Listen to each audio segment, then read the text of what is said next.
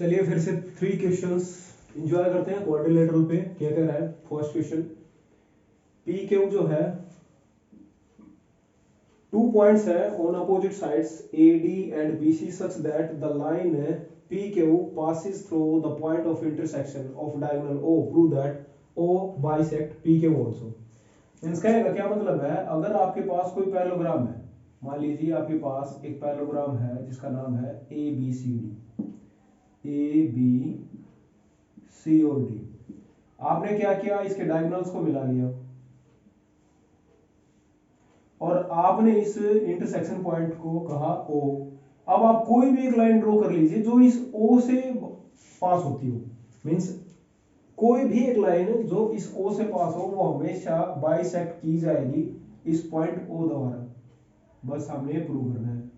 Suppose this is my line P Q and we need to prove that P O is equal to O Q. तो इसके लिए मैं आपको triangle P O D और triangle B O Q में लेके चलूंगा। तो देखिए क्या एंगल डी बी के इक्वल होगा, बिल्कुल अल्टरनेट इंटीरियर एंगल। क्या एंगल, अब इसका नाम अच्छे से रख ले, हम पी ओ डी रखा है तो ये रखा जाएगा Q O B, Q O B. क्या ये एंगल इसके इक्वल होगा, यस, वर्टिकल अपोजिट एंगल। क्या डी ओ ओ बी के इक्वल है, बिल्कुल, क्योंकि डायगोनल बाइसेक्ट करता है intersection point. So from this I can say these are congruent by angle side angle. Let me write also. हम यहाँ लिखेंगे angle P D O is equal to angle Q B O, means alternate interior angle. फिर हम लिखेंगे angle P O D is equal to angle Q O B, vertical opposite angle. फिर हम लिखेंगे D O is equal to O B, why, because diagonal bisect. तो यहां से हमारा ये दोनों ट्रायंगल्स जो है कॉन्ग्रुएंट होगी और कॉन्ग्रुएंट में कॉरस्पॉन्डिंग साइड्स इक्वल होती है। Means this implies P O is equal to O Q by C P C T.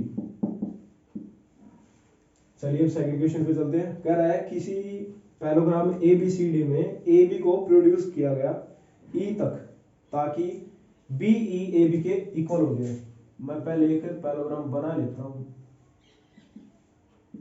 ये हमारे पास parallelogram A B C D है। इसमें हमने ए बी को प्रोड्यूस किया ई पॉइंट तक, ए बी को प्रोड्यूस किया पॉइंट ई तक, such that B E is equal to A B. लग भी रहा है थोड़ा। Prove that E D means we need to join these 2 point. This is going to intersect BC also. Let's say this is point M. हमने prove करना है कि DE bisect करेगा BC को पॉइंट M पे। We need to prove this. तो इसको as a property भी याद रखना आपने। अगर किसी एक लाइन को हम बढ़ाते हैं और उतना ही बढ़ाते हैं जितनी वो लाइन है पैरेललोग्राम की, तो हमें पता चलेगा कि इस पॉइंट को और इसके अपोजिट पॉइंट को मिलाने से जो लाइन आएगी वो इस लाइन को बाइसेक्ट करेगी। लर्न भी करना हमने, कहीं ना कहीं ये प्रॉपर्टीज यूज होते हैं टू फाइंड द वैल्यूज। तो चलिए इसके लिए आपने क्या करना है, सिंपल है, ट्रायंगल डी एम सी और ट्रायंगल ई एम बी को कंसीडर कीजिए। क्या आप कह सकते हैं कि ये एंगल इसके इक्वल होगा, yes, alternate interior angle. Angle C D E is equal to angle, या एम कह लीजिए, M is equal to B E M, alternate interior angle. दूसरा हम क्या कह सकते हैं, क्या ये एंगल इसके इक्वल है, yes, vertical opposite angle. Angle C M D is equal to angle B M E, that is vertical opposite angle. Third point हमारे पास क्या बचा, देखिए ए बी जो है वो बी ई के इक्वल है और ए बी हमारा डी सी के इक्वल भी है। तो क्या डी सी और बी इक्वल नहीं होंगे, बिल्कुल, डी सी हमारा किसके इक्वल हो गया, बी ई के equal. So angle angle side या एंगल एंगल साइड बोल सकते हैं हम। ये दोनों ट्रायंगल्स हमारी कॉन्ग्रुएंट होगी बाय एंगल एंगल साइड से।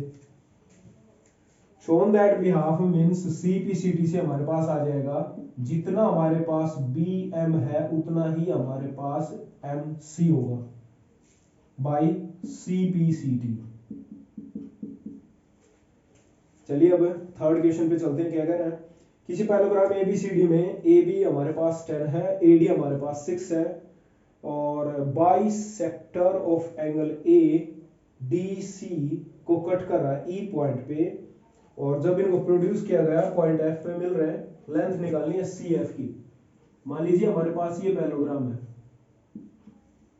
जिसका नाम है, पैराग्राम लग रहा है, हमारे पास ये पैराग्राम है एक जिसका नाम है A B C D, A B C और डी। इसमें क्या किया हमने, ए बी को लिया 10 सेंटीमीटर और ए डी को लिया हमने 6 सेंटीमीटर, मींस ये भी हमारे पास 6 सेंटीमीटर हो जाएगा क्योंकि ये 6 सेंटीमीटर है। अब एंगल ए का बाई सेक्टर हमने आगे बढ़ा दिया, ठीक है, ये आगे बढ़ा दिया और डी सी को वो कट कर रहा है पॉइंट ई पे, और A E and B C produce meet at F, means हमने इसको भी बढ़ाना है बी सी को भी, और ये पॉइंट एफ पे कट कर रहे हैं। So find the length of C F, हमने यहां से लेकर यहां तक की लेंथ निकालनी है, सी एफ कितनी होगी। देखिए बाय कोई रेशियो नहीं बनेगा, कोई कुछ नहीं, बस इसमें आपने एक ही चीज का यूज करना है, वो क्या, अभी अभी जो हमने प्रैक्टिकल की। क्यों ना हम ये प्रूव कर दें कि ए बी जो है वो बी एफ के इक्वल है, और ये कब और कैसे प्रूव हो सकता है, जब हमारे पास एक प्रॉपर्टी यूज हो जाए यहां पे, कौन सी वाली, देखिए ये बाई सेक्टर था हमारा, ये एंगल और ये एंगल आपस में इक्वल है, let's suppose this is angle x and this is also angle x. अब मुझे बताइए कि अगर ये एंगल एक्स है और हमारे पास ये एंगल कितना होगा,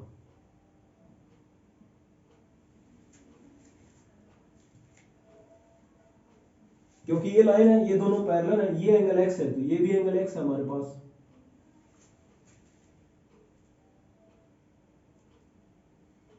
और ये दोनों एंगल आपस में इक्वल है, कॉरस्पॉन्डिंग एंगल्स,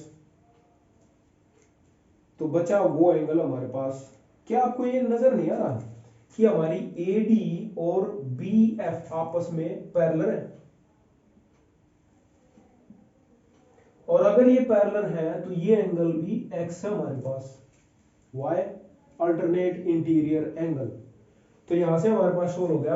अब मैं ट्रायंगल ए बी और एफ को कंसीडर करूंगा जिसमें ये एंगल भी एक्स है और ये एंगल भी एक्स है, तो इनकी अपोजिट साइड भी आपस में इक्वल होंगी। तो हमारे पास ए बी जो है वो इक्वल हो जाएगी बी एफ के, और बी एफ को लिख सकता हूं मैं B C plus C F, और बी सी की वैल्यू मेरे पास 6 है, सी एफ की वैल्यू हमें निकालनी है, ए बी की वैल्यू 10 दे रखी है, तो सी एफ की वैल्यू आ जाएगी हमारे पास 4, यूनिट जरूर लिखनी है, मीन सी एफ की वैल्यू होगी 4 सेंटीमीटर। बस एक प्रॉपर्टी यूज और बात खत्म। ये हमारा बाई सेक्टर बन रहा था एक्स और एक्स, अगर ये एंगल एक्स है तो अल्टरनेट इंटीरियर एंगल एफ भी हमारा एक्स बनेगा, और इस ट्रायंगल में दो एंगल इक्वल है तो उनकी अपोजिट साइड भी इक्वल होंगी, जिसके कारण हमारे पास सी एफ कितना आ जाएगा 4।